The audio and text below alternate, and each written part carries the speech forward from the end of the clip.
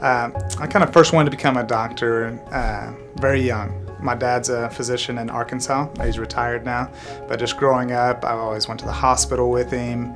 Got to hang out in the doctor's lounge. He'd always bring home, surgical hats or masks, and so I kind of always played with surgical toys, I guess.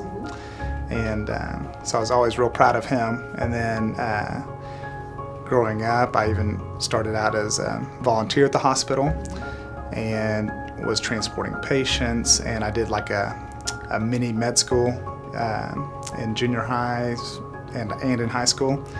And then in high school, my summer jobs were working at the hospital as a orderly, and then I worked my way up to being a surgical scrub for specific surgeons in the hospital.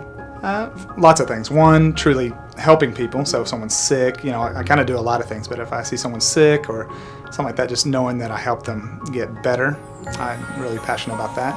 But then in this field, in cosmetics, just helping someone achieve what their goal is, improve their self-image by just making a little change in their life, and just seeing how happy they are with it, that's satisfying to me.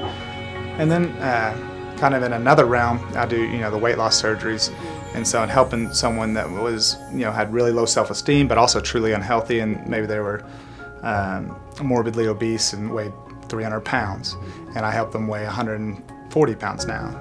And they just said how much I've changed their life and how happy they are. That's really satisfying. My personality, for one, I think if you ask any of my patients, they'll say that I'm different than most doctors. I'm friends with most of my patients.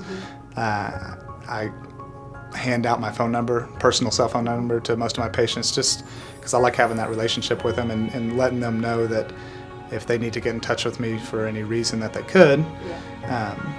But I think that just kind of gives a mutual trust to the patient and me, and also helps develop a friendship, and kind of goes beyond the normal doctor relationship. And I think that's kind of one of the main differences.